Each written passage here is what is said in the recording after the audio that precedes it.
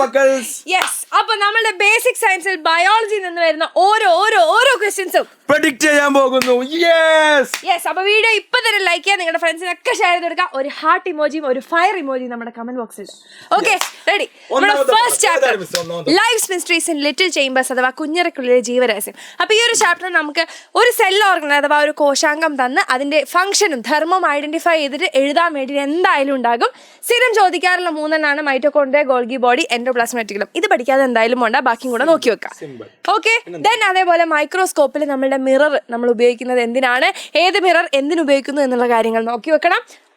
Then നമ്മുടെ cell organs, അതായത് plant സെല്ലും ആനിമൽ സെല്ലും കോമൺ ആയിട്ട് കാണുന്നത് ഏത്, സസ്യകോശത്തിലും മൃഗകോശത്തിലും കോമൺ ആയിട്ട് കാണാത്തത് ഏത്, ഇതൊക്കെ നമ്മൾ എന്ത് ചെയ്യണം, നോക്കി വെക്കണം. യെസ്, ഒന്നാമത്തെ പാഠം കഴിഞ്ഞാൽ വരുന്നു അടുത്ത പാഠം. രണ്ടാമത്തെ പാഠം ഏതാ? സെൽ ക്ലസ്റ്റേഴ്സ് അഥവാ കോശജാലങ്ങൾ. കോശജാലങ്ങളിൽ ഏറ്റവും ഇമ്പോർട്ടൻ്റ് ആയിട്ട് 3 ടോപ്പിക്കുകൾ. ഒന്നാമത് സ്റ്റെം സെൽസ്, വിത്ത് കോശങ്ങൾ. വിത്ത് കോശങ്ങൾ എന്നാണ് ബാക്കിയുള്ള ഒരുപാട് കോശങ്ങൾ ഉണ്ടാവാറുള്ളത്. അത് ഇമ്പോർട്ടൻ്റ് ആണ്, നോക്കി വെക്കണം. പിന്നെ എന്താണ് ടിഷ്യൂ ഐഡന്റിഫിക്കേഷൻ ഫംഗ്ഷൻ. ഞങ്ങൾക്ക് പ്ലാന്റ് ടിഷ്യൂ ഉണ്ട്, ആനിമൽ ടിഷ്യൂ ഉണ്ട്, ജന്തുകോശവും സസ്യകോശവും ഉണ്ട്. ഈ സസ്യകോശത്തിന് എന്തുണ്ട്, വാസ്കുലർ ടിഷ്യൂസ് ഉണ്ട്, സൈലം ഫ്ലോ ഒക്കെ വരുന്നുണ്ട്. അത് ഞങ്ങൾ എന്ത് ചെയ്യും, വളരെ വൃത്തിക്ക് പഠിച്ച് അതിൻ്റെ ഫോട്ടോ നമ്മൾ കണ്ണുകൊണ്ട് സ്ക്രീൻഷോട്ട് എടുത്ത് വെക്കും. എന്നിട്ട് പരീക്ഷയ്ക്കത് വരുമ്പോൾ എഴുതും, ഇത് എന്താ ചോദിക്കും, അതിൻ്റെ പേര് എഴുതും, ഫംഗ്ഷൻ എഴുതി കൊടുക്കും. സെറ്റാണ് മക്കളെ. പിന്നെ ഇത് വരാൻ സാധ്യതയുള്ള എന്താണ്, മെച്ചർ സെല്ലിൻ്റെയും മെരിസ്റ്റമാറ്റിക് സെല്ലിൻ്റെയും എന്താണ് പൂർവ്വസ്ഥിതി പ്രാപിച്ച സെല്ലിൻ്റെയും മെരിസ്റ്റിക സെല്ലിൻ്റെയും കോശങ്ങളുടെയും ഫംഗ്ഷൻസ് ചോദിക്കും. ചിത്രം എന്നിട്ട് ഇവർ തമ്മിൽ വ്യത്യാസം എന്താ ചോദിക്കും. നമ്മൾ എന്ത് ചെയ്യും, അതും സെറ്റ് ചെയ്ത് കൊടുക്കും. ഇത് കഴിഞ്ഞാൽ മൂന്നാമത്തെ പാഠം നമ്മൾ ഏതാണ്? മൂന്നാമത്തെ പാഠം എന്താണ്?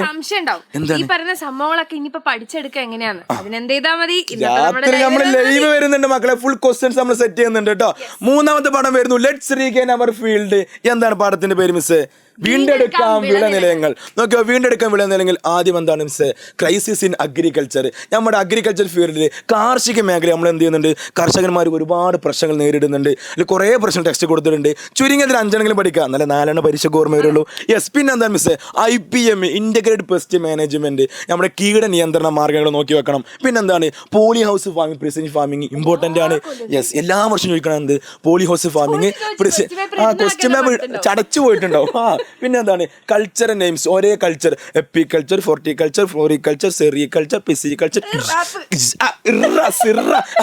അതൊക്കെ. അതിന് എന്ത് ചെയ്യണം മക്കളെ, ഓരോന്നിനും ഫംഗ്ഷൻസ്, അതിൽ വരുന്ന വെറൈറ്റികളാണെങ്കിൽ ലൈഫ് സ്റ്റോക്ക് മാനേജ്മെന്റ്, കന്നുകാലി പരിപാലനമാണെങ്കിൽ പോത്തിൻ്റെത്, എരുമൻ്റെത്, ആടിൻ്റെ, അതിൻ്റെയൊക്കെ ഫംഗ്ഷൻ വെറൈറ്റീസ് ഉണ്ട്. അതൊക്കെ പേര് പഠിച്ചു വെക്കുന്നു. പിന്നെ ഹൈഡ്രോപോണിക്സും എയറോപോണിക്സും എന്താണെന്ന് നമ്മൾ സെറ്റ് ചെയ്ത് പഠിക്കുന്നു, സെറ്റാക്കുന്നു. അത് കഴിഞ്ഞാൽ നാലാമത്തെ പാഠം. ഭാഗത്ത് നിങ്ങൾക്ക് ഒരു കൺഫ്യൂഷൻ വരാനുള്ള സാധനം ബ്രീഡിന്റെ പേരുകൾ പഠിക്കണ്ടേ എന്നാണ്.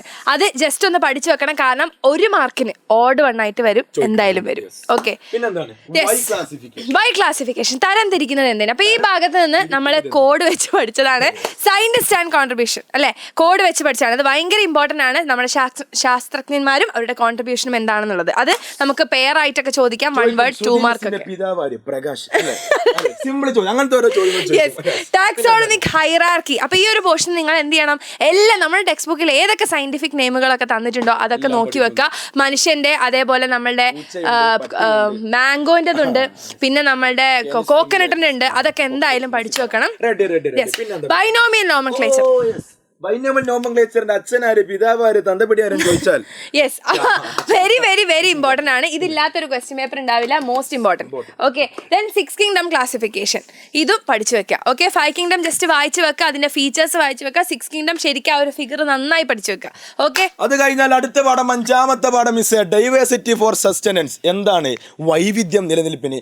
അതിൽ ഏറ്റവും ഇമ്പോർട്ടന്റ് ആദ്യം ഫുഡ് വെബും ഫുഡ് ചെയിനും. അത് ട്രോഫിക് ലെവലിൽ ചോദിക്കാൻ സാധ്യതയുണ്ട്. പ്രൊഡ്യൂസർ ആരാണ്, ഇതിൽ പ്രാഥമിക കൺസ്യൂമർ, പ്രൈമറി കൺസ്യൂമർ ആരാണ്. അതിന് പിന്നെ ചോദിച്ചും പാമ്പ് വരുന്നത് ഇതിലേത് പോഷണ തലമാണ്, ട്രോഫിക് ലെവലാൻ ചോദിക്കാൻ സാധ്യതയുണ്ട്. സർ ഇതൊക്കെ വലിയ റിസ്ക് അല്ലേ? അല്ല, റിസ്ക് അല്ല, സിമ്പിളാണ്. ഞാൻ എന്ത് ഡൗട്ട് ഉണ്ട്, നമ്മൾ രാത്രി ക്വസ്റ്റ്യൻ ചർച്ച ചെയ്യുന്നുണ്ട്, ലൈവ് വരുന്നുണ്ട്, അവിടെ പാടാ മക്കളെ സെറ്റ് ചെയ്ത് തരും. പിന്നെന്താണ് എക്കോളജിക്കൽ ഇൻട്രാക്ഷൻസ്. 5 ഇൻട്രാക്ഷൻസ് ഉണ്ട് മിസ്സേ.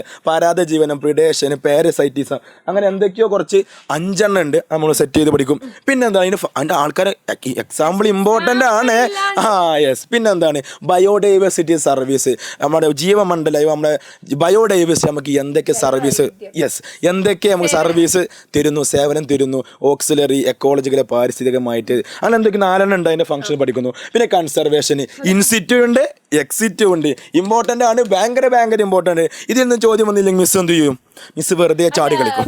മൊഞ്ചിത് സാർ മഗതി മീശ പഠിക്കും. ആ ഓക്കെ, എന്നാലും കുഴപ്പമില്ല, എന്തായാലും ചോദ്യം വന്നിരിക്കും കേട്ടോ. Okay, conservation important. അടുത്ത ചോദ്യം, അടുത്ത പാഠം, ലാസ്റ്റ് പാഠം കൊട്ടിക്കലാശ for the continuity of generation, അഥവാ തലമുറകളുടെ തുടർച്ചയ്ക്ക്. എല്ലാവർക്കും അറിയാം, പ്രഡിക്റ്റ് ചെയ്യേണ്ടതില്ല, എന്നാലും പ്രഡിക്റ്റ് ചെയ്യും. അപ്പൊ ഈ ഒരു ഭാഗത്ത് നിങ്ങൾ ആ ഒരു പോളിനേഷൻ, നമ്മുടെ പ്ലാന്റിന്റെ ആ ഒരു പാർട്സും, അതേപോലെ എങ്ങനെ പോളിനേഷൻ നടക്കുന്നു, എങ്ങനെ ഫെർട്ടിലൈസേഷൻ, ബീജ സംയോഗം നടക്കുന്നു, പരാഗണം, ഇത് രണ്ടും നോക്കി വെക്കുക. ദെൻ പൊള്ളൻ ഗ്രെയിന്റെ ഫിഗർ ഇമ്പോർട്ടന്റ് ആണ്, അതായത് പരാഗ രേണുവിന്റെ ഫിഗർ ഇമ്പോർട്ടന്റ് ആണ്.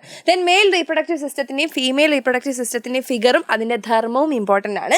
പിന്നെ ഏറ്റവും ഇമ്പോർട്ടന്റ് ആയിട്ടുള്ളതാണ് നമ്മുടെ പ്ലാസന്റയും അംബ്ലിക്കൽ കോഡും വരുന്ന ആ ഒരു ഭാഗം. ഓക്കെ, അമ്നിയോൺ എന്താണ്, അമ്നിയോട്ടിക് ദ്രവം എന്താണ് എന്നൊക്കെ വരുന്ന ആ ഒരു ഭാഗം വിത്ത് ഫിഗർ, അതിന്റെ ഫംഗ്ഷൻ പഠിച്ചു വെക്കുക. ദെൻ അഡോളസൻസിനെ പറ്റിയിട്ടുള്ള കുറച്ച് കാര്യങ്ങൾ തള്ളാൻ വേണ്ടി പഠിച്ചു വെക്കുക. ഓക്കെ, ഇതോടെ കഴിഞ്ഞാൽ 6 പാഠങ്ങളിൽ നിന്നും ഏറ്റവും ഇമ്പോർട്ടന്റ് ആയിട്ടുള്ള ക്വസ്റ്റ്യൻസ്, റിപ്പീറ്റഡ് ആയിട്ട് ക്വസ്റ്റ്യൻ വന്നിട്ടുള്ള ഭാഗങ്ങളെല്ലാം നമ്മൾ എന്ത് ചെയ്തിട്ടു, ചർച്ച ചെയ്ത് കഴിഞ്ഞു, പ്രിഡിക്റ്റ് ചെയ്ത് കഴിഞ്ഞു. ഈ ഭാഗങ്ങൾ പഠിക്കാതെ എന്റെ മക്കൾ എന്ത് ദയവ് ചെയ്ത് നാളത്തെ പരീക്ഷയ്ക്ക് പോകരുത്.